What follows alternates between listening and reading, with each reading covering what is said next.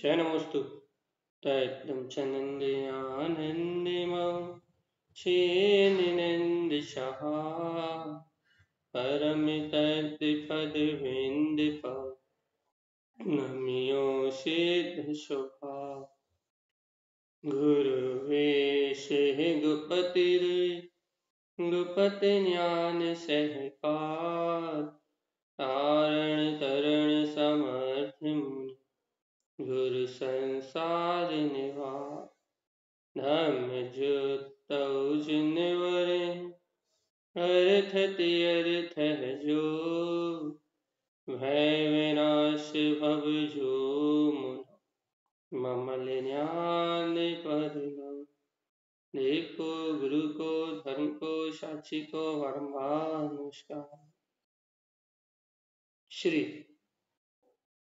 24 गणराज्य ओवं oven oven Vind Vind भवेनं विज्ञानं विनीयं स्वयं उत्पन्नं नन्तानन्त स्वयं च शरीरं शुद्धं च शुद्धात्मनं भुवनं यौवन स्वभाव मनस्य मम्मिलं मैं मूर्ति ज्ञानं ध्रुवं लोकालोक स्वयं सुरं च सूर्यं शून्यं सहावं सुरम्। और ये आचार्य प्रभु सतप्रभु संत तारण तरणलाचार्य जी महाराज की जय। एक साथ मंत्र चरण करेंगे। ओम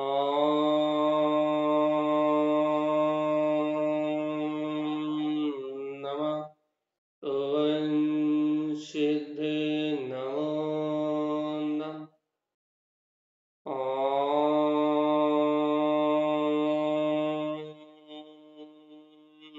नमः ओम सिद्ध नमो नमः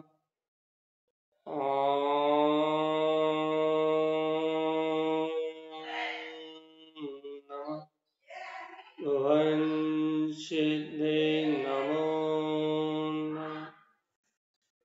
परमरथ माँ जनवाणी सद्गुरुवर श्रीमद चिंतारण स्वामी और सर्वज्ञ जनेश्वर परमात्मा की अमृत में ज्ञान रसधार यह श्री 24 गणराज्य जहाँ आचार्य श्रीमद चिंतारण स्वामी हम सभी भव्य जीवों को आत्म कल्याणार्थ अपना हित करने के लिए ज्ञान अमृत रस से सराबोर चैतन्य लक्षण आत्म जो अपनी शक्ति है, अपनी सत्ता है, इसमें डुबाने वाली अमृत में वाणी को कह रहा है, क्योंकि सर्वज्ञ की वाणी तो अमृतमय है, ये बात तो अपन जानते हैं। सर्वज्ञ देव के द्वारा कहा हुआ प्रत्येक कथन अमृतमय है, अतुल्य है और अपने आप में परिपूर्ण है।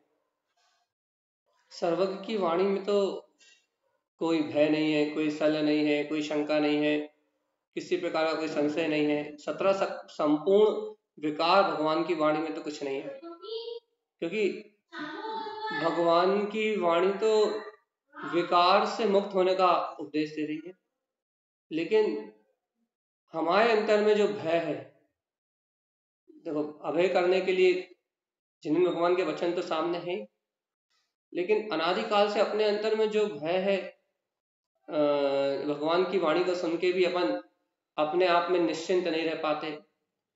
सर्वज्ञ देव के वचन सुनने के बाद भी अपन निर्द्वंद नहीं हो पा रहे, ये पूर्ण दृढ़ निश्चय नहीं कर पा रहा है। क्या दृढ़ निश्चय नहीं कर पा रहा है कि बार बार सर्वज्ञ देव कह रहा है कि भगवान आत्मा की सारा वस्तु का परिणमन व्यवस्थित है, संपूर्ण बाहर की पर्याय रूप परिणमन सारा कुछ व्यवस्थित है, और जीवात्मा तू मात्र ज्ञाता है, दृष्टा है, आकर्ता है, आभोक्ता है, ममल स्वभावी आत्मा है।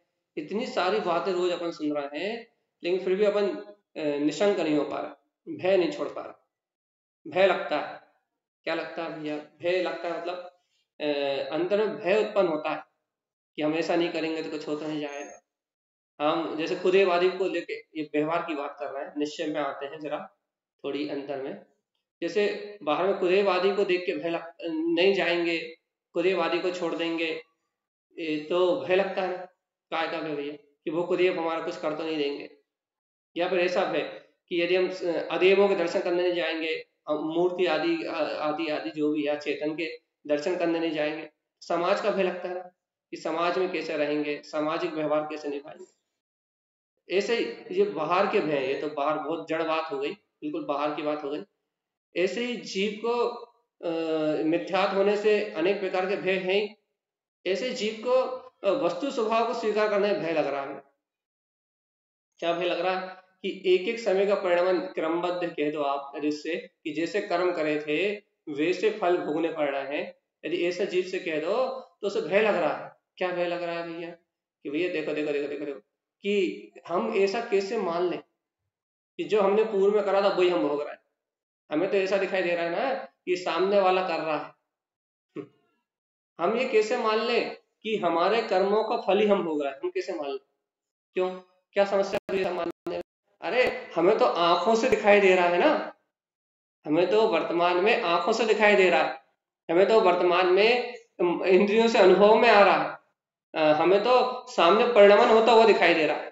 क्या परिणमन होता हुआ दिखाई दे रहा है? कि सामने वाले ने हमारे साथ बुरा किया, या सामने वाले ने हमारे साथ अच्छा किया, या फिर ऐसा हुआ, ऐसा होना चाहिए था, ये सही हुआ, ये गलत हुआ। इसलिए हमें तो परिणमन,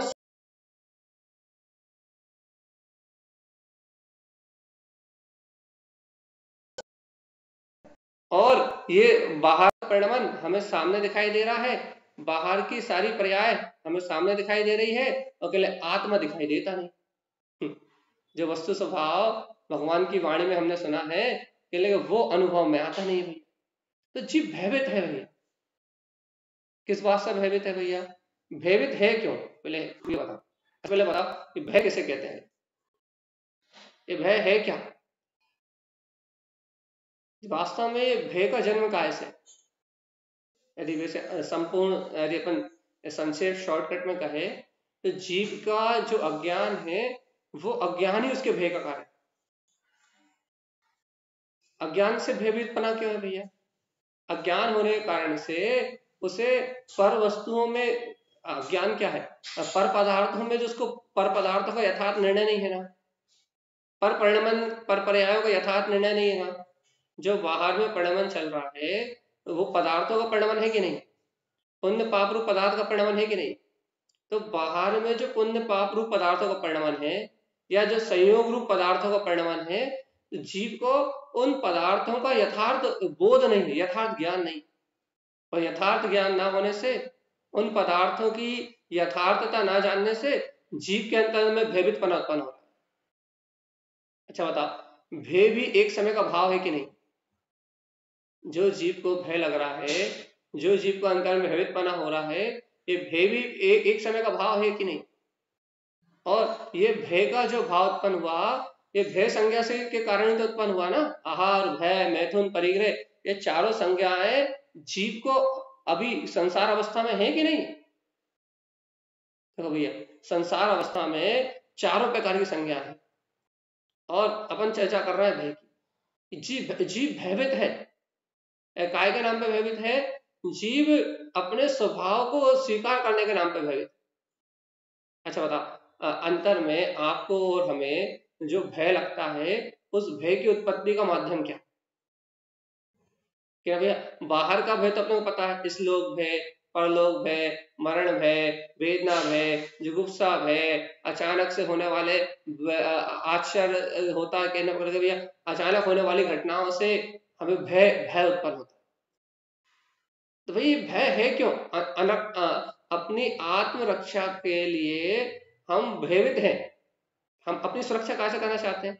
हम अपनी सुरक्षा इंद्रिय विषयों भोगों से करना चाहते हैं, हम अपने शरीर की सुरक्षा करना चाहते हैं, इसलिए हम भयभीत हैं। अच्छा बताओ, आत्मा को किससे भय? आत्मा को किससे भय? ना आत्मा मरता है, ना आत्मा जन्म लेता है, ना आत्मा को बुखार आता है, ना आत्मा को भैया सर्दी होती है, ना आत्मा को भूख लगती है, ना आत्मा को प्यास लगती है, ना आत्मा के पास दौलत है बाहर की जो कोई चोर आगे चुरा के ले जाएगा। तो आत्मा को काहे का भय, जीव को काहे का भय?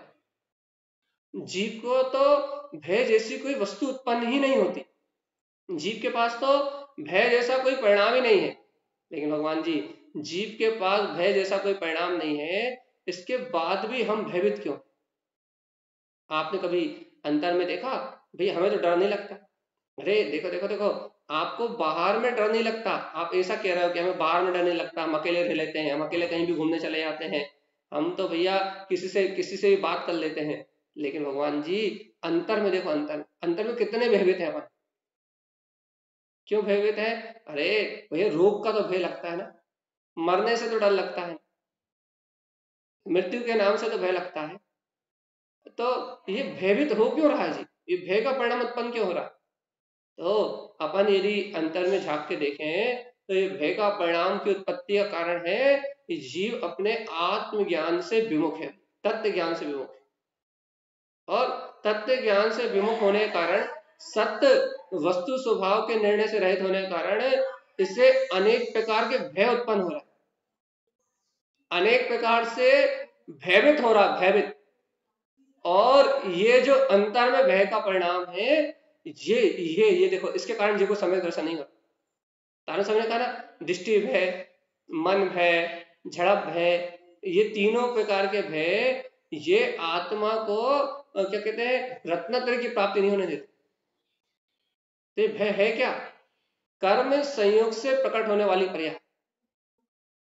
देखो अच्छा देखो देखो, जीव क्या करता है, जीव के अंदर में जो कंपायमान पना है ना, जो भय की परिभाषा चेंज कर देते। जीव के पर भाव के निमित्त से, मन वचन काय की प्रवृत्ति से, पर भाव के निमित्त से जीव के अंदर जो सकंप पना है ना, जो कंपायमान पना है ना, उस कंपायमान पने का नाम ही भय। क्योंकि देखो देखो भैया, भय क्या है कि ना, आत्मा तो सिर्फ भाव करता है कि नहीं करता? आत्मा तो सिर्फ भाव करता है ना, तो आत्मा तो दर्शन ज्ञान स्वरूप ही है ना, तो आत्मा का भय क्या है? देखो तो विकार भाव में लग के, अज्ञान विकार परिणति में लग के जीव के अंतर में जो आत्म प्रदेशों में हलन चलन हो रहा है ना, मन योग से, वचन योग से, काय योग से, ये ना वो सकम पने का नाम ही भय है भाई। भयभीत है जीव, तभी तो आत्म स्वभाव में स्थिर नहीं हो पा रहा, तभी तो शुद्ध उपयोग की स्थिरता नहीं आ रही, तभी तो उसकी दृष्टि अपने ज्ञायक स्वभाव पर नहीं टिक रही, अपने आत्म प्रदेशों में, अपने शुद्ध ज्ञान स्वभाव में स्थिर नहीं हो पा रहा। अच्छा एक बार बता, मैं आत्मा हूं ना, तो मैं आत्मा भाव कहां से कर रहा हूं? भैया भय मन में लग रहा है, तो भैया मन तो निमित्त है, मन भयभीत हो रहा है, आपका मन भयभीत हो रहा है, हमारा मन भयभीत हो रहा है, तो मन है क्या? मन तो जीव की क्या है? मन है क्या वास्तविकता? अरे मन जीव का भाव ही तो है, जीव का विचार ही तो है, वो तो संयोग है। लेकिन भय कहाँ? जीवात्मा सावधान, तुम बताओ तो भय है कहाँ, डर है कहाँ? देखो देखो देखो देखो, इन विकार परिणामों में लगी हुई परिणति भय का कारण है, बस कुछ भी हो, सर्व भय का कारण है। क्यों भैया भय का कारण क्यों है? क्योंकि देखो तो इन नाना प्रकार के विकार परिणामों में लगे होने के कारण से, राग देश आदि के परिणाम में लगे होने के कारण से जीव को अपने आत्म तत्व में स्थिरता की भावना नहीं हो रही। कह तो रहा है दिन रात, क्या कह रहा है कि मैं तो शुद्ध आत्मा हूँ, मैं तो शुद्ध आत्मा हूँ, मैं तो शुद्ध आत्मा हूँ, मैं तो शुद्ध आत्मा हूँ, दिन रात एक रटन ला के बैठे भैया, मैं तो शुद्ध हूँ, शुद्ध हूँ, शुद्ध हूँ, शुद्ध हूँ, शुद्ध हूँ, शुद्ध हूँ। फिर भी तो देखो, ये मन वचन काय के योग में पर पर्याय के निमित्त प्राप्त करते ही ये देखो राग देश की विकार परिणति में लग जाता है। जैसे कहो वे एकांत में एकाग्रचित होके अंतरात्मा का ध्यान करो, वस्तु स्वभाव का विचार करो, शुद्ध आत्म तत्व की महिमा से अभिभूत रहो। अरे देखो तो ये मन वचन काय का सारा परिणमन जड़ है, उद्गल है, और जीवात्मा तुम इस मन वचन काय के जड़ परिणमन से भिन्न ज्ञायक तत्व भगवान आत्मा हो। इस जीव से ये बात कहो, कहाँ दृढ़ता आ रही? इस जीव से यदि अपन ऐसी बात कहें कि देखो तो देखो तो देखो तो तुम इन मन वचन काय के सारे स्थूल परिणाम से भिन्न ज्ञायक तत्व भगवान आत्मा हो, आंख बंद करके जरा स्थिर होकर बैठो तो क्या क्या होगा भैया? भयभीत पना लगेगा। भय कहां से आया? देखो देखो, आत्म स्वभाव की निष्ठा ना होने से प्रकट हुआ, जीव के परिणाम से प्रकट हुआ। जीव के कौन सा परिणाम से प्रकट हुआ? जिन परिणामों में राग था, जिन परिणामों में देश था, उन परिणामों का निमित्त पाके मन वचन काय योग की प्रवृत्ति से जीव के आत्म प्रदेशों में जो हलन चलन हो रही है ना, जो आत्म प्रदेशों में स्पंदन हो रहा है ना, वो परिस्पंदन ही भय है। अवतारण स्वामी ने इस भय को मिटाने के लिए पूरा भय की अपनी मामले पहाड़ ग्रंथ लिखा कि भैया अब तो शुद्ध वीतराग परिणति में स्थिर होके, शुद्ध उपयोग में स्थिर होके संपूर्ण भय को नाश करके और अपने परम वीतराग भाव में आनंद से रहेगी। जो पूरा ग्रंथ ही लिखा गया भय की अपनी ममल पहाड़ कि समस्त भयों को विनाश करने वाला, संपूर्ण चारित्र संबंधी सारे विकारों को नाश करने वाला अपना वीतराग स्वभाव। क्यों? क्योंकि जब तक चारित्र की विपरीतता है, दर्शन ज्ञान चारित्र तीनों की विपरीतता है, लेकिन मूल में चारित्र के अपेक्षा से लिखा है वो, जब तक चारित्र की विपरीतता है तब तक ये जीव स्थिर नहीं हो सकता, शुद्ध भाव में स्थिर नहीं हो सकता। और जब तक जीव शुद्ध भाव में स्थिर नहीं हो सकता तब तक भयों का नाश नहीं हो सकता। तो भय क्या है? जीव की अज्ञान मानता से उत्पन्न हुआ उसके अंतर का विकार भय है। और ये भय कब तक रहेगा? जब तक अपने आत्म स्वभाव का दृढ़ निश्चय निकल ले। आप खुद बताओ भगवान जी, यदि आपको भय से छूटना है, भय से छूटना है, भय नाम दे दिया तो कर्म तो सारे ही दुष्ट है। यदि अपने को भय से छूटना है, शल्य शंकाओं के परिणाम से छूटना है, आप ब्रह्म भाव से छूटना है, मिथ्यात्व के भाव से छूटना है, इन सारे विकारी अज्ञान परिणतियों से छूटना है, आप चाहते हो आपके जीवन में शल्य ना हो, शंका ना हो, भय नहीं हो, किसी प्रकार के कोई विकार ना हो, दुर्गति में जन्म मरण ना हो, तो जीवात्मा यदि ऐसा चाहते हो कि इन विकारों से हमारी परिणति हट जाए, इन विकारों से हटके हमारी परिणति बिल्कुल शुद्ध हो जाए, शुद्ध वीतराग तत्व में आचरण करने रूप हमारी विशुद्ध विशुद्ध परिणति हो जाए, यदि आप और हम ऐसा चाहते हैं तो एक बात बताओ भैया, सही में निश्चय करके बताओ, क्या कि आपको और हमें अपने शुद्धात्म तत्व के प्रति कितनी गहरी निष्ठा? क्यों? क्योंकि आत्म स्वभाव में ठहरोगे तभी मन वचन कायिक प्रवृत्ति रुकेगी। शरीर का हलन चलन, यदि आप चाहते हो शरीर का हलन चलन रुक जाए और आप हाथ पे हाथ रख के बैठ भी जाओ, शरीर का हलन चलन रोक भी दो, तो आपके भाव तो प्रतिशत परिणमित हो रहे हैं कि नहीं हो? यदि आप उद्गल शरीर का यदि परिणमन रोक भी दो तो आत्मा में जो विभाव भाव शरीर का जो परिणमन हो रहा है वो हो रहा है कि नहीं हो? मान लो आप सो जाओ, स्थिर होकर सो जाओ, तो यदि आप नींद में बढ़िया एक चपटे लेट के सो भी रहे हो, आपने यदि काय का परिणाम रोक भी दिया तो आपका भाव मन चल रहा है कि नहीं चल रहा? मन का परिणाम चल रहा है कि नहीं चल रहा? वो रुकता है क्या? और यदि मन में विकार भाव है, यदि अपना सम्यक दर्शन नहीं है, सम्यक ज्ञान नहीं है, सम्यक चारित्र, तो फिर कहां से आएगा? यदि दर्शन ज्ञान की निर्मलता नहीं है यदि अपने अंतर में, तो अपने भाव किस रूप चल रहा? राग रूप, तेज रूप, कसाय रूप, मोह रूप, पांच पापों को करने की प्रवृत्ति रूप। और यदि अपने विकार, यदि अपने भाव यदि इन पांच पापों को करने रूप ही चल रहे हैं, काम विषय भोग, इन विकल्पों के यदि अपने भाव चल रहे हैं, तो जीवात्मा सावधान सावधान। ये बताओ कि आत्म प्रदेशों में स्पंदन हो रहा है कि नहीं हो रहा? आत्म प्रदेशों में स्पंदन सिर्फ ये शरीर अकेले थोड़ी ना होता, आत्म प्रदेशों का हलन चलन तो भगवान आत्मा सावधान अपने मन के विचारों में भी हो रहा है कि नहीं हो रहा? मन के विचारों से आत्मा के प्रदेशों में सकमपना है कि नहीं है? मूल तो विभाव भाव से ही हो रहा है ना, और विभाव भाव से ही मूल होने के कारण से, मिथ्यात अज्ञान कह लो, विभाव भाव से ही मूल आत्मा के प्रदेशों में सकमपना होने से जीवात्मा भय तो अनादि से बना ही हुआ है। भयभीत क्यों हूं? क्योंकि अपने आत्म स्वभाव को नहीं जानता। मैं भयभीत क्यों हूं? मुझे इतना अधिक भय क्यों है? क्योंकि मुझे अपने स्वभाव की निष्ठा नहीं है। मेरे अंतर में इतना अधिक भय क्यों? ये नाना प्रकार के भय के परिणाम मुझे क्यों सता रहा है, ये नाना प्रकार की भय की परिणति मुझे क्यों आ रही है, रात में नींद में कि ना ऐसे सपने क्यों आते हैं जिससे भय लगता है, मैं इन परिणामों से क्यों भयभीत होता हूँ। भैया देखो तो भय कर्म प्रकृति या फिर भय संज्ञा का उदय है, भय संज्ञा का तो निमित्त है, लेकिन जीवात्मा तुम्हें अपने शुद्ध आत्मा पे, अपने सदगुरु पे आस्था नहीं, अपने तुम्हें तत्व का श्रद्धान नहीं है, इसलिए तो अंदर से भयभीत पना हो रहा है। और यदि तुम्हें तत्व का श्रद्धान हो कि मैं शुद्धात्मा हूं, तो नींद में भी यदि भय के परिणाम आए तो वहां भी टंकार निकलेगी, अरे मैं तो शुद्ध हूं, मैं तो बुद्ध हूं, मैं तो गायक भगवान आत्मा हूं, इस दुनिया में मेरा आत्मा का कोई अनिष्ट कर सके ऐसी कोई शक्ति नहीं। यदि सच्चा दर्शन हो, सच्चा श्रद्धान हो, यदि सच्ची अंतर स्वभाव की मान्यता हो, तो अंतर से गर्जना निकलेगी, टंकार निकलेगी, क्या क्या निकलेगी कि मैं तो सिद्ध भगवान हूं, इस ब्रह्मांड में कोई ऐसी सामर्थ्य नहीं है जो मेरा बाल विवाह कर सके। लेकिन देखो तो आज जीव भयभीत है, कहीं कोई इंद्रिय विषयों को लेकर भयभीत है, कोई पुत्र परिवार को लेकर भयभीत है, कोई अपने शरीर की सुरक्षा को लेकर भयभीत है, कोई अपने परिवार की सुरक्षा को लेकर भयभीत है, कोई धन की रक्षा के लिए भयभीत है। तो ये सारे जीव इस संसार में रहने वाले इन सारे जीवों को इतना सारा भय क्यों? क्योंकि भैया सोचो सुनो तो, क्योंकि इन्हें यथार्थ वस्तु के स्वभाव का निर्णय ना होके इन सभी जीवों के अंतर में मिथ्यात्व और अज्ञान का गहरा बसेरा चल रहा है, और मिथ्यात्व और अज्ञान के कारण से ये पर वस्तुओं को अपना मान के बैठ गए।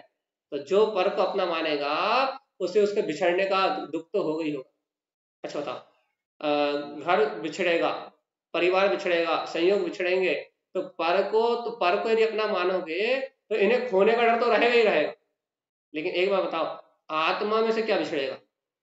आत्मा से दर्शन कभी बिछड़ेगा क्या? ज्ञान कभी बिछड़ेगा क्या? आत्मा चारित्र कभी अलग होगा क्या? आत्मा का अनंत सुख कभी खत्म होगा? आत्मा का अनंत ज्ञान, अनंत सुख, अनंत वीर, आत्मा का अनंत चतुष्टय, आत्मा के सर्वांग में जो अनंत अनंत गुण है, उनमें से क्या बिछड़ेगा, उनमें से क्या कम होगा?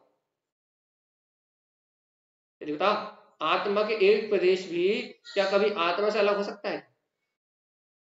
मान लो आत्मा केवली समूहात में लोक अलोक प्रमाण हो जाए, आलोक में नहीं, सॉरी आलोक में नहीं जाते, लोक लोक हाँ संपूर्ण लोक प्रमाण हो जाए, यदि केवली समूहात में यदि आत्मा तनु पाताले तक अंतिम छोर तक यदि लोक प्रमाण आत्मा भी हो जाए, तो आत्मा के एक प्रदेश भी आत्मा से अलग हो सकते हैं?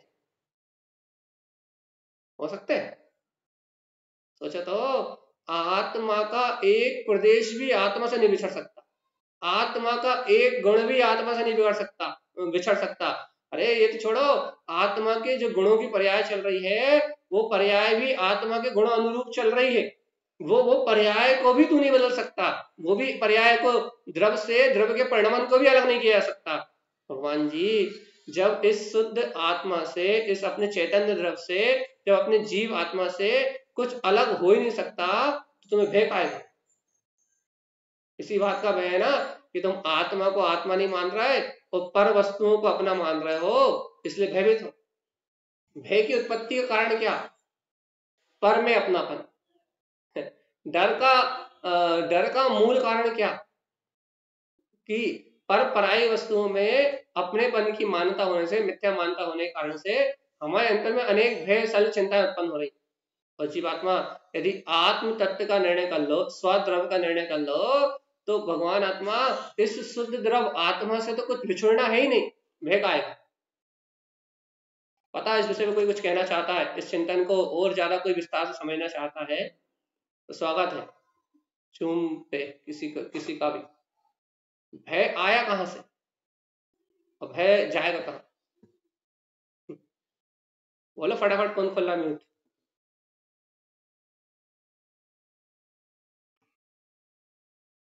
नहीं, मतलब चर्चा समझ में नहीं आई, सही बात नहीं आई समझ में।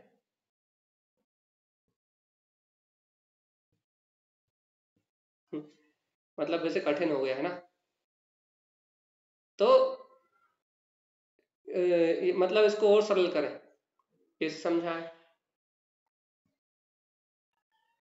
अब बताओ, जीवन में इतनी सी बात अपने को ये समझ में नहीं आ रही कि ये भय क्या चीज है और हम भयभीत क्यों हैं। भयभीत होने का कारण कारण कारण कारण खोजे जीवात्मा की वास्तविकता में भय की उत्पत्ति, ये भय आ कहां से रहा।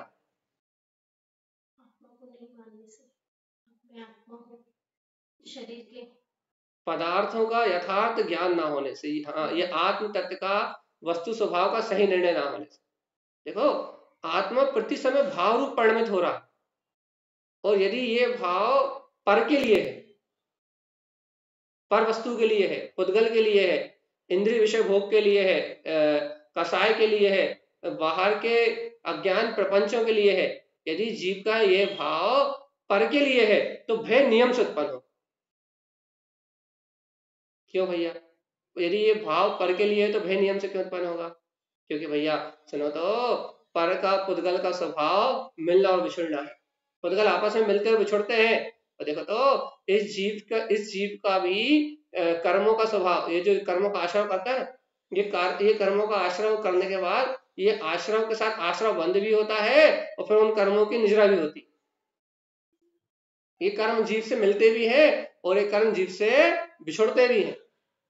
देखो, कर्म जीव की सत्ता में कर्म आ भी रहे हैं, जीव के सत्ता में ये कर्मों का आश्रय भी हो रहा है, बंद भी हो रहा है, और प्रति समय इनका भोग करके, इनका भुगतान करके ये कर्म जा भी रहे हैं। ये पुद्गल, ये कर्म संयोग अपने अपने अंतर में संयोग रूप आ भी रहे हैं और प्रति समय बिछुड़ भी रहे हैं, बंद भी हो रहा है और बिला भी रहा है। लेकिन जीवात्मा सुनो तो, इस आने वाले कर्मों में और इन जाने वाले कर्मों में हमारे भाव काहे के हैं, हमारी भावना कैसी, आने जाने का वाले कर्म हमारी भावना कैसी, राग की, मोह की, कर्तृत्व की, भोक्तृत्व की, हमारी भावना कैसी। इन आते जाते कर्मों में, इन चलने वाले परिणमन में हमारी भावना कैसी। हमारी भावना तो वही है ना, कौन सी, कि अनंत संसार का आश्रय करने वाली। कौन सी धारणा भैया? कि होने वाले बाहर के वस्तु के परिणमन में हम वस्तु के यथार्थ स्वभाव को नहीं जान पा रहे। क्या नहीं जान पा रहे भैया? जैसे घर है, पत्र है, परिवार है, तो इन्हें हम ये नहीं मान पा रहे कि ये हमारे पूर्व कर्मों के उदय से प्राप्त वस्तुएं हैं भाई, वस्तुएं हैं ये। चाहे सुख हो चाहे दुख हो, ये जितनी भी व्यवस्था है बाहर की, ये हमारे पूर्व कर्मों से उपार्जित की हुई व्यवस्था। अब क्या हो रहा भैया इस व्यवस्था में? इस व्यवस्था में हमारे अंतर में नाना प्रकार के भय हैं, नाना प्रकार के सल है, तो क्या कर रहे हैं अपन? नाना प्रकार के विकार परिणाम कर रहे हैं कि नहीं कर रहे? घर में यदि कोई भी घटना घट रही है, संयोग में यदि कोई भी घटना घट रही है, संयोग भाव रूप यदि कोई भी घटना घट रही है, तो उन घटनाओं में हमें क्या बोलते हैं, शल्य चिंता नाना प्रकार के विकल्प हो रहे हैं कि नहीं हो रहे? नहीं हो रहा? हो रहा है। तो भगवान आत्मा, यदि हमें इन बाहर के पर्यायों में नाना प्रकार के विकल्प हो रहे हैं, तो इन विकल्पों से ही तो कर्म अंदर आ रहा है कि नहीं? तो बताओ कि जितने कर्म अपने वापस जुड़ रहे हैं, जितने भाव विकार भाव करके हम पाप आश्रम फिर वापस कर रहे हैं, तो जो पाप आश्रम हम कर रहे हैं वो उदय में आएगा कि नहीं आएगा? वापस आएंगे। और यदि पाप आश्रम वापस उदय में आएगा, अशुभ कर्म यदि उदय में आएंगे, तो कहाँ आएंगे? मनुष्य गति में आएंगे। मनुष्य गति में तो थोड़े बहुत जितने आएंगे आएंगे, बाकी तो सब नर्क निगोद में, तिर्यंच गति में, यही उदय में आएंगे कि नहीं आएंगे? तो बताओ तो भगवान जी, अपन भय नहीं समझ में आ रहा, अपने को शल्य शंका नहीं समझ में नहीं आ रही, अपने को राग द्वेष भाव समझ में नहीं आ रहा है। तो जीवात्मा सुनो तो, ये मन वचन काय के निमित्त से जितनी अस्थिरता है, श्रद्धान की अस्थिरता, मतलब वस्तु स्वभाव को नहीं स्वीकार कर पा रहा है, ज्ञान की अस्थिरता मतलब अज्ञान भाव में लगे हुए हैं, चारित्र की अस्थिरता मतलब इंद्रिय विषयों के सुख में ही लगे हुए हैं, कि ये तीनों प्रकार के दर्शन की, ज्ञान की, चारित्र की जो अस्थिरता है, इसके कारण जो निरंतर अपने आत्म प्रदेश में सकमपना हो रहा है मन वचन काय के योग से, इन्हीं से तो आश्रय बंद हो रहा है, और इसी कारण तो अनंत संसार चल रहा है। अब यदि मुक्त होना है तो जीवात्मा स्थिर तला, कायम स्थिर तला, कायम स्थिर तला, जी मैं आत्मा हूँ, शरीर नहीं। पहले श्रद्धा में स्थिरता लाओ, वस्तु स्वभाव को स्वीकार करो, पहले श्रद्धा में स्थिर हो, और श्रद्धा यदि दृढ़ हो जाए, अपना ज्ञायक स्वभाव स्वीकार हो जाए, तो फिर ज्ञान उपयोग होगा भाई, जिन वाणी का चिंतन होगा, जिनेन्द्र भगवान की वाणी का मनन होगा, वस्तु का बार बार स्वीकार होगा। जिनेन्द्र भगवान ने जो अंतर आत्मा का शोधन करने की जो विधि बताई है, वो अंतर आत्मा का शोधन होगा जब अपन ऐसे सर्वज्ञ की वाणी को सुन के, जिनेन्द्र भगवान की वाणी को सुन के जब अपन ऐसा अंतर शोधन करेंगे, अंतर आत्मा की ओर अपन ढलेंगे, तब तो अपने को इन विकार भाव से छुट्टी मिलेगी ना। तब तो आत्म तत्व का श्रद्धा यदि अपना सही होगा, तब तो आत्म प्रदेशों में सकमपना रुकेगा ना, तब तो अपनी आसक्ति कम होगी, तब तो अनंत संसार कर्म अंदर आना बंद होंगे। और यदि अपनी श्रद्धा, अपन मतलब अपनी दृष्टि अपने आत्म स्वभाव पर स्थिर ना रहे, क्या ऐसा कहे, यदि अपना निर्णय ही यदि सत्य वस्तु स्वरूप का ना रहे, तो स्थिरता कहां से लाओगे? एक बात बताओ, यदि अपने अंतर में अज्ञान मानता हो और अज्ञान भाव भी निरंतर चल रहा है, तो स्थिरता कहां से आएगी? स्थिर होने के लिए ज्ञान चाहिए कि नहीं चाहिए? और ज्ञान के लिए क्या चाहिए? बोलो जल्दी, फटाफट बोलो, ज्ञान के लिए क्या चाहिए? एक ही बात है, जड़ श्रद्धान ज्ञान के लिए भैया अभ्यास चाहिए, स्वाध्याय, चिंतन, चिंतन चाहिए, स्वाध्याय चाहिए, ज्ञान अर्जन चाहिए, क्योंकि ज्ञान से ज्ञान की उत्पत्ति होती है। अपन सोचे कि अपन घर पर पुत्र परिवार के विकल्पों में लगे रहें, बाहर की नाना प्रकार की क्रियाओं में लगे रहें, बाकी बाहर की पूरी व्यवस्था बना के बनाने में लगे रहें, तो बाहर की व्यवस्थाएं बनाने में ज्ञान की उत्पत्ति नहीं होने वाली। तो ज्ञान की यदि उत्पत्ति करना है, यदि आत्मज्ञान का अंकुरण करना है, तो आत्मज्ञान का अंकुरण ज्ञान से ही होगा। तो ज्ञान का माध्यम है स्वाध्याय, चिंतन, ज्ञान का माध्यम है ये तत्व देशना, ज्ञान का माध्यम है कि जो अपने को बार बार सत्य का बोध कराए। क्या बोध कराए? जीवात्मा तुम जीव हो और तुम्हारे सहयोग में जो परिणाम चल रहा है वो सब कर्मजन्य, और आज है कल ये कर्म ऐसे कैसे नहीं रहेंगे। जैसे कर्म आज है वैसे कर्म कल नहीं रहेंगे, जैसा परिणाम आज है वैसा परिणाम कल नहीं रहे। तो जीवात्मा सुनो, तो फिर तुम इस परिणाम पे क्यों विश्वास करते हो? तुम्हें अपने आत्मा की श्रद्धा क्यों नहीं? परिणाम का तो विश्वास है, बाहर चलने वाले पर्यायों का तो विश्वास है, लेकिन जीव को अपने अंतर में विराजमान अपने ज्ञायक तत्व का विश्वास नहीं, शुद्ध आत्मा का विश्वास नहीं।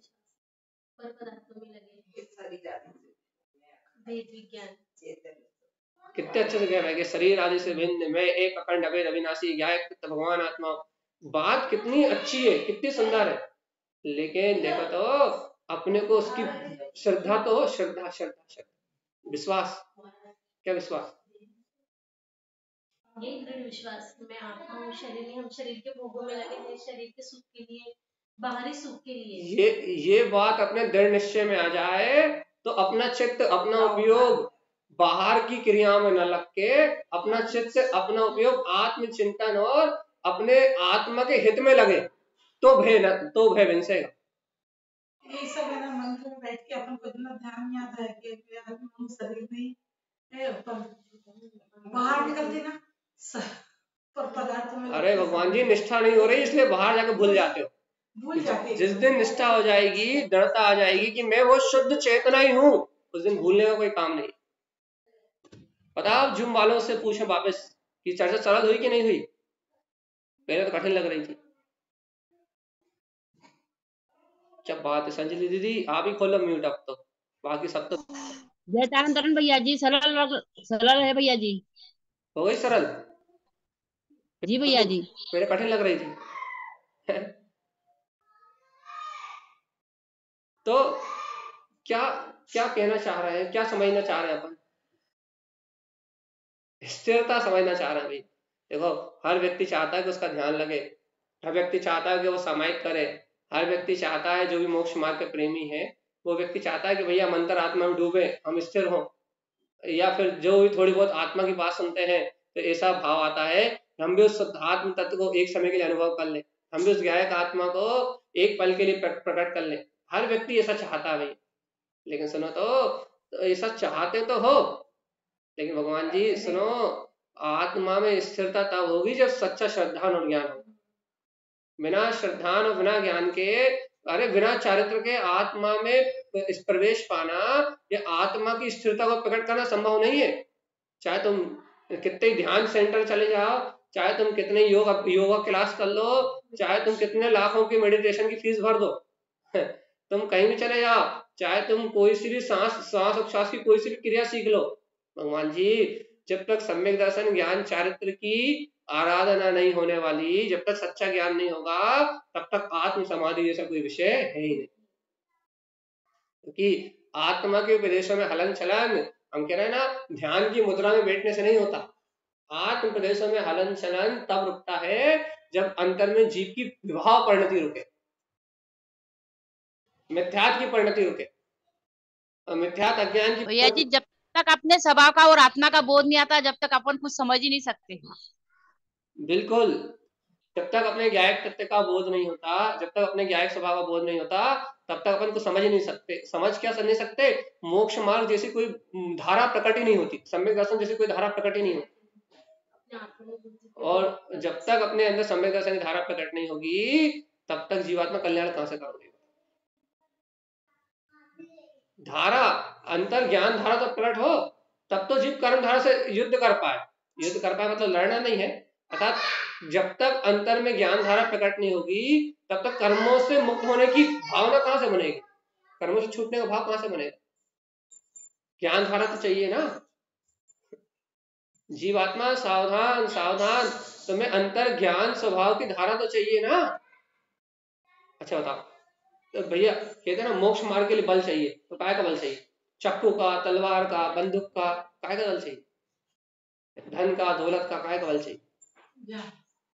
जब पता है कि मोक्ष मार्ग के लिए बाहर का बल नहीं चाहिए, शरीर का बल नहीं चाहिए, मोक्ष मार्ग के लिए आत्म तत्व का बल चाहिए, स्वभाव का बल चाहिए, श्रद्धा ज्ञान का, चारित्र का बल चाहिए, तप का बल चाहिए। जब हमें पता है मोक्ष मार्ग के लिए आत्मा का बल चाहिए, तो जीवात्मा ये तो बताओ, जब मुक्ति के लिए अपने स्वभाव का चैतन्य तत्व का बल चाहिए, तो तुम अपना उपयोग लगा कहां रहा? तुम्हारी शक्ति कहां लग रही?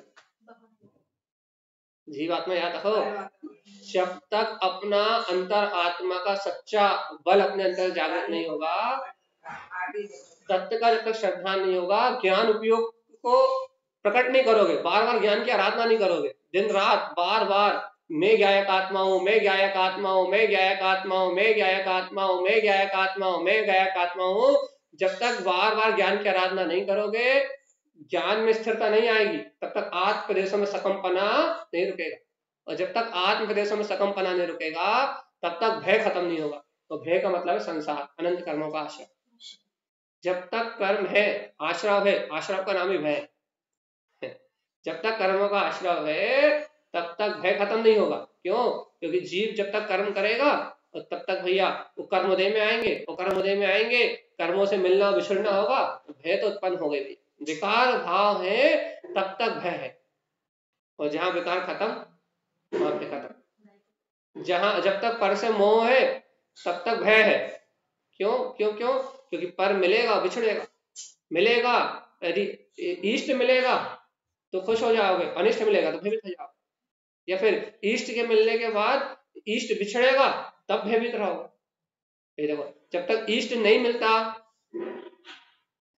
जब तक अपनी इष्ट वस्तु नहीं मिलती, तब तक भी भय, अनिष्ट वस्तु मिलती तब तक भी भय, और यदि इष्ट वस्तु मिल जाए फिर उसे खोने का भय। भय से कहां? भय से मुक्ति का भय। जब वस्तुओं, इष्ट वस्तुओं की प्राप्ति नहीं है, अनिष्टों का संयोग है, अनिष्ट वस्तुओं से जुड़े हुए अपन, पाप का उदय का चल रहा है, तब तक भी भय। और यदि गलती से इष्ट वस्तु प्राप्त हो भी जाए, पुण्योदय से, देव योग से यदि अपनी मनमानी हो भी जाए, होने भी लगे, तो फिर काय का भय? ये जो प्राप्त है वो खो ना जाए। भगवान जी ये तो बताओ, भय से तुमने अपना पिंड छुड़ाया कब? ये तो बताओ। अपन भय की बात करते हैं, भैया भय भय भय भय, अरे दिन भर भयभीत तो तुम वैसे ही बने हुए हो, पर पदार्थों की भावना भाके, पर पदार्थों ग्रहण करने की भावना भाके भयभीत तो तुम दिन रात हो। भय से मुक्ति है कहां? एक पल के लिए भय से नहीं छूट रहा जी। जीवात्मा जब एक पल के लिए, एक क्षण के लिए मैं इन भयों से मुक्त नहीं हो रहा हूँ, इन भयों से अलग नहीं हो पा रहा हूँ, तो भगवान आत्मा बताओ तो बिना सम्यक दर्शन के, बिना सम्यक ज्ञान के, बिना सम्यक चारित्र के ये संसार, भयभीत संसार कैसे छोड़ोगे? ये भयानक संसार से कैसे मुक्त हो? फिर वही नरक में जन्म, फिर वही निगोद में जन्म, फिर वही मच्छर मक्खी की पर्याय, फिर वही अनादि अनंत काल तक संसार का चक्रव्यूह, वही पाप, वही परिग्रह, वही आप ब्रह्म, वही विषय, वही कसाय, वही भोग, वही जैसा का तैसा संसार। क्या करोगे? या तो भय छोड़ दो, या तो जीवात्मा तुम भयभीत होना छोड़ दो, अर्थात विकार भाव का त्याग कर दो, या तो फिर मोक्ष मार्ग की कल्पना करना छोड़ दो, या तो अपने स्वभाव के निष्ठावंत हो जाओ, अपने स्वभाव की सच्ची श्रद्धा रख लो, अपने स्वभाव का सच्चा विश्वास प्रकट कर लो। मंदिर मंदिर जाना सब बंद करो, पूजा पाठ करना सब बंद करो। कहाँ बंद करे भैया? अरे भगवान जी देखो तो कितनी मायाचारी कर रहे हो तुम। एक तो पूजा कर रहे हो, पाठ कर रहे हो, पुण्य पुण्य कमा रहे हो, पुण्य से फिर भोग कर रहे हो। अरे तुम पूजा पाठ करने के बाहर का सब काम बंद कर दोगे तो कम से कम असाता वेदनी कर्म पाप को दे तो आएगा, और पाप को दे आएगा, डर तो लगेगा कम से कम थोड़ा बहुत थोड़ा बहुत डर तो लगेगा कि भैया पाप को दे में कम से कम थोड़ा भय तो लगेगा। अभी दिव्यानंद महाराज जी कह रहे थे भोग भूमि को उन्होंने क्या कह दिया, भोग भूमि को उन्होंने कह दिया पुरुषार्थहीन पर्याय। मैंने तत्काल कह दिया, क्या कहा मैंने कि भगवान जी महाराज जी साहब रुको रुको रुको, वहां सम्यक दर्शन होता है। तो उन्होंने तत्काल टोक दिया मुझे वहीं की वहीं। उन्होंने कहा हाँ होता तो है, लेकिन भगवान जी जब तक पुण्य के उदय बने रहते हैं तब तक सम्यक दर्शन करने की भावना कहाँ होती? बिल्कुल सही लॉजिक है कि जब तक अपन भोगों में लगे हैं, विषयों में लगे हैं, कसायों में लगे हैं, पाप परिग्रह की भावना में लगे हैं, पाप परिग्रह करते हुए अपनी मनमानी हो रही है, तब तक जीव को दुख लगता कहाँ है, दुख महसूस कहाँ होता है? जीव अपने आप को दुखी मानता कहाँ है? और इन दुखों से बचने का उपाय कहाँ करता? और क्यों नहीं करता भैया? बढ़िया मंदिर जा रहा है, पूजा पाठ कर रहा है, बढ़िया भक्ति कर रहा है, पूर्व में कमाया पुण्य तो है ही, और वर्तमान में भी थोड़ा थोड़ा पुण्य का बैलेंस बना हुआ है, तो असाता वेदनी कर्म देखे ही नहीं, दुख देखे ही नहीं है, मनमानी हो रही है, तो भैया जीव को होश ही नहीं है। तो हम अब उल्टी चर्चा, अब उल्टी सलाह देते हैं। वहां दिव्यानंद महाराज कहते हैं मंदिर जाओ, पूजा पाठ करो, स्वाध्याय करो, अशुभ से हटो, शुभ में लगो, तो ये कल्याणार्थी जीवों के लिए। अब हम उल्टा कह रहे हैं, तो जब आत्म कल्याण करना ही नहीं है, सम्यक दर्शन प्राप्त करना ही नहीं है, तो ना मंदिर जाओ, ना पूजा पाठ करो, ना स्वाध्याय करो, ना चिंतन करो, और ना भक्ति कर कच्छु मत करो। कहा भैया खूब अधिक पाप करोगे ना, पूजा पाठ करना और बुरे बुरे भाव रखोगे और अभक्ष खाओगे और अनिति करोगे, तो पाप कर्म को तो थोड़ा जल्दी आ जाएगा। और यदि पाप कर्म को भाव में थोड़ा जल्दी आ गया तो शायद समझ जाओ, शायद तुम्हारे अंतर की परिणति बदल जाए। अब तो क्या करें, अच्छे से समझा रहा है तो अच्छे से समझा रहा है तो समझ में आ ही नहीं रही ना।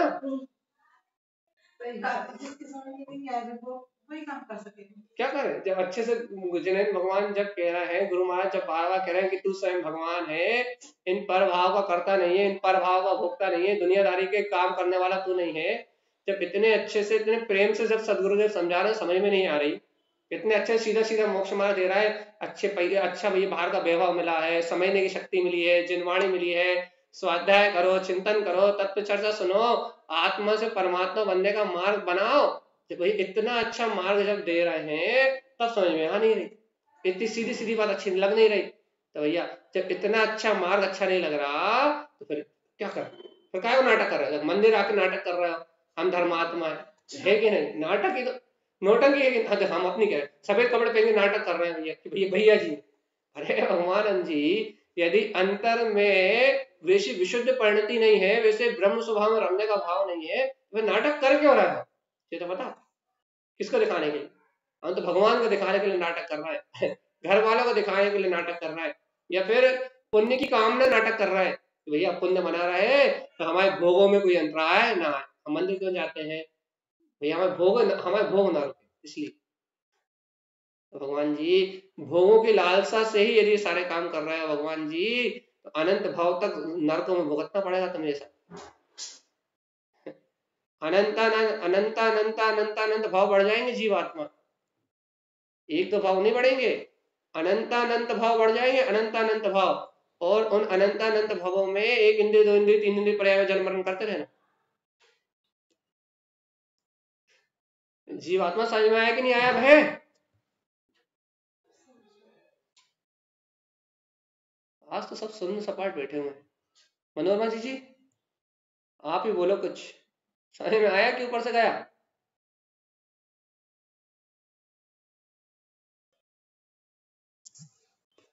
गया ऊपर से?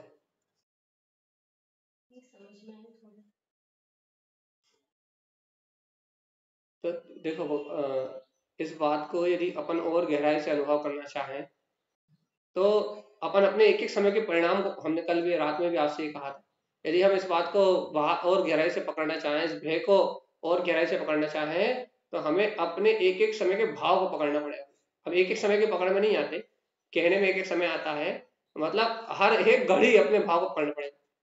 हर 5 मिनट में, हर 10 मिनट में, हर अंतर मुहूर्त के अंतर हमें अपने परिणाम पकड़ में आए। क्यों भैया, क्यों क्यों क्यों पकड़ में आए? अरे आत्मा कोई, अब आत्मा की बात कर रहे हैं, आत्मा कोई मन से भाव थोड़े करता, इंद्रियों से थोड़े भाव करता। मन और इंद्रिय तो निमित्त है, आत्मा तो भाव स्वरूप है। तो भैया क्या आत्मा पांव से भाव करता है? अरे पांव आत्मा के है ही नहीं। आत्मा ऐसा थोड़ी ना कि आत्मा का कहीं सर है कहीं पांव है, आत्मा के सर्वांग में भाव होते हैं, आत्मा के सर्वांग में भाव होते हैं। और आत्मा सर्वांग में भाव होते हैं मतलब संपूर्ण आत्मा ही भाव स्वरूप है, आत्मा के गुणों के परिणाम का भाव ही भाव है। तो यदि आत्मा विकार भाव कर रहा है तो आत्मा का संपूर्ण प्रदेशों में हलन चलन हो रहा है। सिर्फ आत्मा के गोस्तनाकार 8 प्रदेश जो रुचिकर प्रदेश कहलाते हैं, उन 8 प्रदेशों को, मतलब मध्य के 8 प्रदेशों को छोड़ के जो अकंप है, उन 8 प्रदेशों को छोड़ के इन विभाव परिणामों के द्वारा जीव के संपूर्ण प्रदेशों में हलन चलन हो रहा है, सकंपना हो रहा है। ये विभाव भाव निमित्त है, काय के लिए? आत्मा के अंतर में सकंपना होने के लिए। और इस कारण बेचारे कर्म आत्मा से आके जुड़ते जा रहे, और फिर अपन रो रहे हैं, फिर अपन चिल्ला रहे हैं कि बचाओ हमें, हमें नरक नहीं जाना, हमें त्रियंश गति में नहीं जाना, हमें निगोद नहीं जाना, हमें 84 लाख योनियों में परिभ्रमण नहीं करना। फिर अपन रो रहे हैं, फिर अपन आंसू बहा रहे हैं कि हमें रोग क्यों हो गया, हमें शोक क्यों हो गया, फिर रो रहे हैं।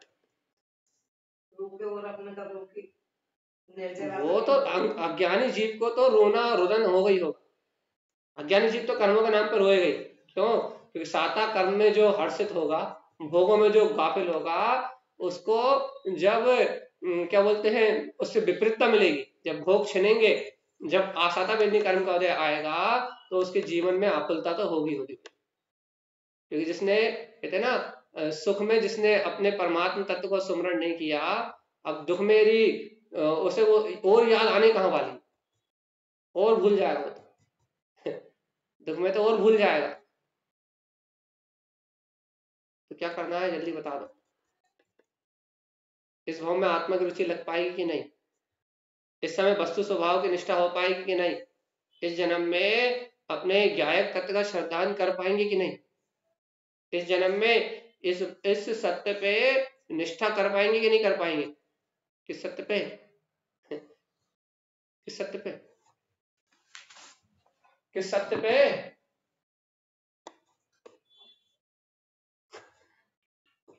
भैया आज तो सब शून्य सपाटे में है। जो ये मान लेगा कि मैं अजर अमर अविनाशी हूँ, दृढ़ता पूर्वक ऐसा श्रद्धान करेगा, कोई सम्यक दर्शन के मार्ग पे आगे बढ़ पाएगा, उसी के भय निकलेंगे।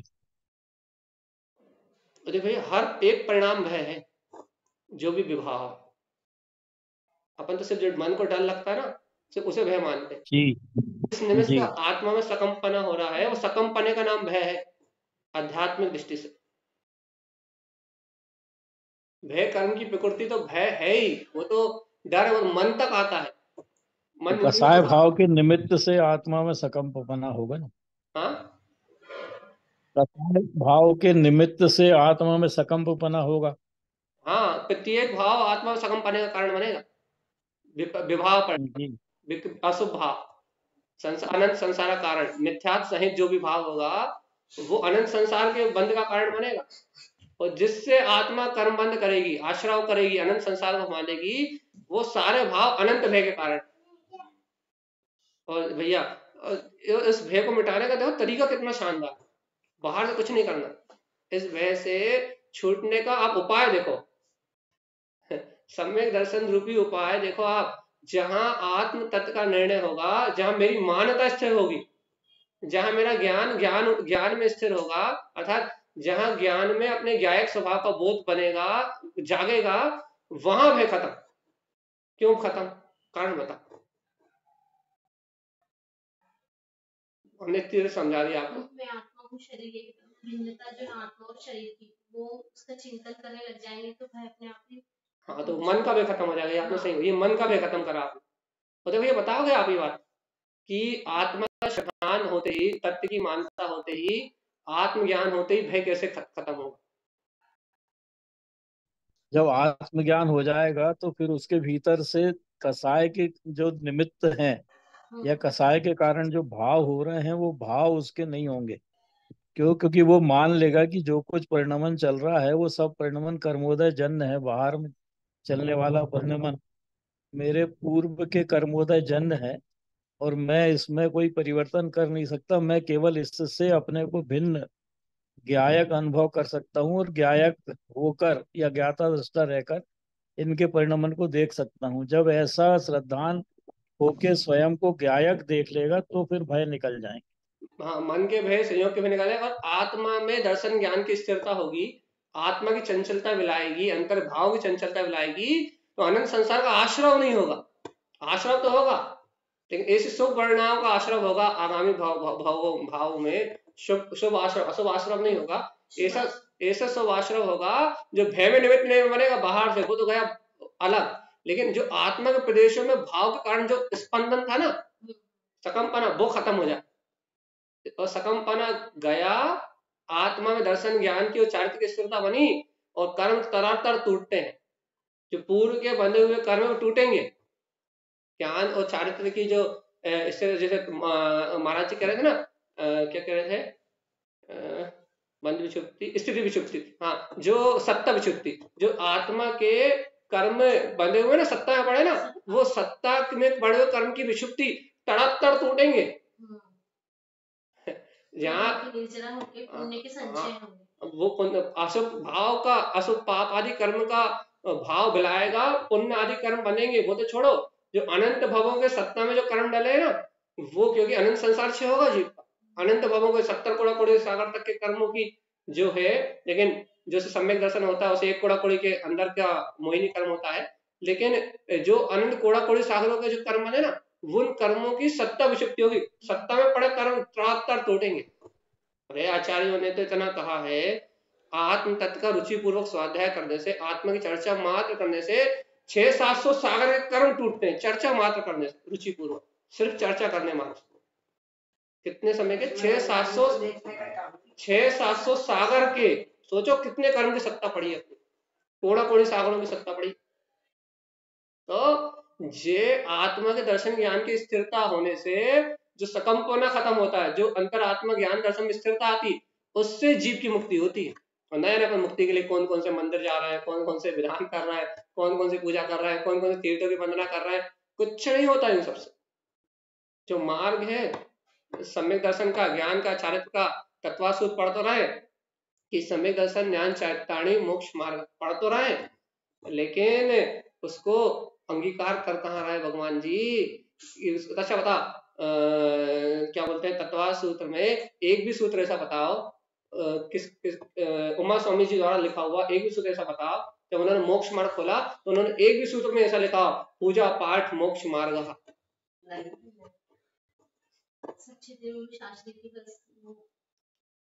एक मोक्ष मार्ग में पहले अधिकार में जब उन्होंने मोक्ष तत्व का निरूपण किया है, 7 तत्वों का निरूपण है पहले अधिकार में, जब पहले अधिकार में उन्होंने मोक्ष तत्व का निरूपण किया है, तो उस एक भी, वैसे तो किसी पूरे 10वें अध्याय में कुछ भी नहीं है ऐसा सूत्र, लेकिन पहले अध्याय में जब मोक्ष तत्व का निरूपण कर रहे हैं, तब मुझे एक आध सूत्र ऐसा ढूंढ के लाओ क्या कि उन्होंने एकाध सूत्र ऐसा दिया हो कि पूजा पाठ मंदिर बुझाने से, ये बाहर की इन क्रियाओं करने से मोक्ष मार्ग, ऐसा लिखा हो, एकाध सूत्र को देखो।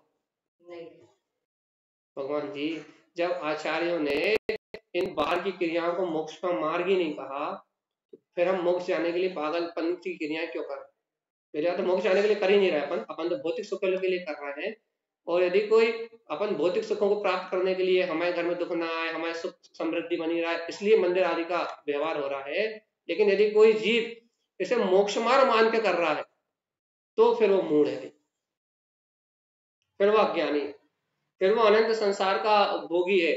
और भगवान आत्मा जब तक ये मिथ्यात अंतर में रहेगा तब तक न सत्ता विषुप्ति होगी, और जब तक पहले गुणस्थान से ऊपर नहीं जाओगे न बंध विषुप्ति होगी और ना भैया उदय विषुप्ति होगी, कुछ भी नहीं होगा। पूरा संसार जहां का तहां पड़ा रहेगा, जैसे कि तैसे कर्म पड़े रहेंगे, और ये जीव इन कर्मों का अनंत आश्रय बंद करके मरेगा संसार में, सड़ेगा, अनादिकाल सड़ ही रहा पुद्गल के साथ, सड़े हुए शरीर के साथ अनादिकाल से जन्म मरण कर ही रहा है। और जर्जर शरीर, मच्छर मक्खी का शरीर प्राप्त कर ले या एक इंद्रिय आदि का शरीर प्राप्त कर ले तो बस और हो गया बंटाटा। तो देखो चर्चा है भैया, एक समय कहाँ, 1 घंटा कहाँ चला जाता है अपने आत्मचिंतन में। महाराज जी भी कहते हैं कि हम तो अपने लिए कर रहे हैं, तो क्या हम भी थोड़ी आप लोगों को सुनाने के लिए कर रहे हैं? हम भी मौलिक पौड़ में जी में ये विषय वस्तु डालनी, हमें 36 नंबर की 37 नंबर की फूलना में विषय वस्तु जो भी हमने आपको यहाँ सुनाई ना, ये फूलना आपको 36 नंबर में अचक्षु दर्शन गाथा फूलना है, उसमें तारण समय ने बिल्कुल पूरा यही विषय लिया। तो ये चिंतन हमने आपको यहाँ इसलिए सुनाया कि हम वहाँ ये लिख रहे थे, वहाँ लिखा चुका है, और अभी हमने आपको सुनाया तो हमारे लिए और शार्प हो गया। भय क्या है, भय की पर्याय क्या है, और भय का परिणाम क्या है, बहुत अच्छे से स्पष्ट किया है। आपको जब पढ़ने मिलेगी लेकिन आपको अभी हमने उसका भय का एक ट्रेलर दिखा दिया कि भय क्या है, ट्रेलर है, बाकी आपको फिल्म देखने मिलेगी 36 नंबर की 37 नंबर की फूलना में। तो यहाँ आचार्य तारण स्वामी बहुत गहरी अनुभूति का मार्ग खोल रहा है, जीव को बहुत गहरा रहस्य बता रहा है। और भयों को नाश करने वाला, भय को नष्ट करने वाला ये जो ममल पावड़ जी ग्रंथ है, ये जीव की वीतराग परिणति की रुचि है, ये जीव को अपने आत्मा की रुचि का परिणाम है। जिसे राग देश कसाय रुचती नहीं है, वो ग्रंथ है वो। तो वो उस ग्रंथ की महिमा तो बहुत ऊपर है भैया। अभी तो अपन तत्व का श्रद्धा नहीं कर ले, यही बहुत है। सावधान, अंतिम बात है। 57 मिनट हो चुके हैं, 3 मिनट बाकी, 58 होगा, 2 मिनट बाकी। तो ये सीधी अंतर रुचि की बात है भाई। तो अपन कुछ भी करें भैया, कहीं भी रहे, किसी भी संयोग के बीच में रहे, किसी भी घटना के बीच में रहे, लेकिन अपने आत्म तत्व की श्रद्धा में जरा सा भी अंतर नहीं होना चाहिए। याद रखो भैया, यदि आत्म तत्व की श्रद्धा समझ में नहीं आती तो इतना तो याद ही रहना चाहिए कि शरीर से भिन्न मैं आत्मा हूँ। इतनी बात तो अपने स्मरण में जितनी ज्यादा समय रहेगी, उतने ज्यादा समय आप अपने भाव को पकड़ पाओ कि हमारे भाव कैसे चल रहे हैं, कितने समय हम अपनी आत्मा को भूल रहे हैं। और जितने समय आप अपने भाव को पकड़ पाओगे उतनी ज्यादा आपकी संभाल होगी। लेकिन एक बात याद रखो, यदि शुद्ध आत्मा के विश्वास के बिना भाव को पकड़ोगे तो घबराहट होगी कि हम ये गलत कर रहे हैं, हम गलत कर रहे हैं, जी बहुत घबराए। अपने कर्मों को जब देखोगे हम कैसे कर्म बांध रहे हैं, यदि शुद्धात्म तत्व की निष्ठा के बिना भाव पकड़ोगे तो फिर पागल हो जाओगे। क्यों पागल हो जाओगे भैया? क्योंकि दिन रात उन बेकार भाव को देखते देखते दिमाग चकरा जाएगा, डिप्रेशन में आ जाओगे और नींद आना बंद हो जाएगी और चक्कर आना चालू हो जाएगा। और अपने आत्म तत्व का विश्वास करके मैं शुद्धात्मा हूँ और इन सारे भाव से भिन्न हूँ, यदि ऐसे तत्व का विश्वास करके यदि अपने भाव पकड़ोगे, अपनी क्रिया पकड़ोगे, अपने परिणाम पकड़ोगे, तो भैया फिर विरक्ति आएगी, फिर सम्यक दर्शन का मार्ग बनेगा, और फिर आत्म अनुभूति के अर्थात भेद ज्ञान की शक्ति का जागरण होगा। तो हमने आज आपसे बहुत सारी बातें बताई हैं। यदि आपको परसों की चर्चा भी जैसे अपने बड़ी गहरी गंभीर थी, वैसी आज की चर्चा भी आज बड़ी गहरी गंभीर है। आप इस डबल से सुन के इसके बारीक बारीक रहस्यों को जान सकते हैं। और इन रहस्यों को जानने का एक ही अभिप्राय है कि जीव की निष्ठा अपने स्वभाव पे बढ़े, क्योंकि श्रद्धान सम्यक होगा तो मिथ्यात से होने वाले आश्रम बचेंगे, क्योंकि मिथ्यात अनंत आश्रम का कारण है। यदि आत्मज्ञान होगा तो अज्ञान अंधकार है, तो अज्ञान अंधकार से होने वाले पापों से बच पाएंगे, क्योंकि अज्ञान ही पाप का जन्मदाता है। यदि सम्यक ज्ञान होगा तो पाप अपने जीवन से अपने आप ही मिला जाएगा। और फिर चारित्र तो बहुत ऊपर की चीज है भैया, जहाँ दर्शन ज्ञान होता है माँ सने सने धीरे धीरे चारित्र की प्रकटता होती है, सने सने चारित्र पड़ता है। ऐसा दर्शन और ज्ञान चारित्र तीनों सभी भव्य आत्माओं के विशुद्ध हो और अपना मार्ग ये मोक्ष का सीखे का से प्रशस्त हो, यही श्रीमद् जिनतारण स्वामी का हम समस्त भव्य आत्माओं के मंगल में उपदेश है। बोलिए आचार्य प्रवर सदगुरु संत तारण तरण जी महाराज की जय।